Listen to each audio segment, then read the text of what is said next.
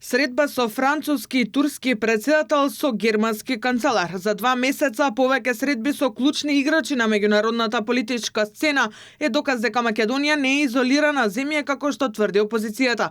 Премиерот Христијан Мицкоски е дециден дека и посетата на европската комесарка Марта Кос следниот период ја демантираат СДСМ. Тука нема како да не искоментирам невистините кои што дајат од опозицијата. Според нив владата била изолирана. А како таква владата изолирана, јас само во рок од 2 месеци остварив билатерална средба со турскиот председател, со францускиот председател, со германскиот канцелар.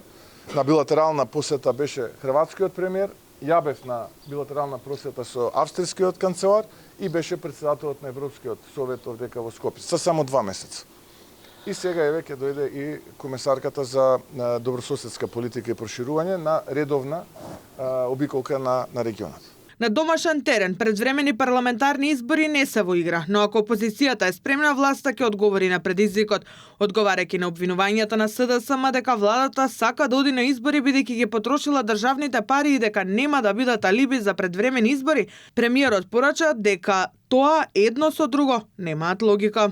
Кога влегувате во втората половина од мандатот, логично е да сте подготвени за избори, без разлика дали се тоа редовни или воредни на барање на опозицијата. Еве, нашата опозиција не бара.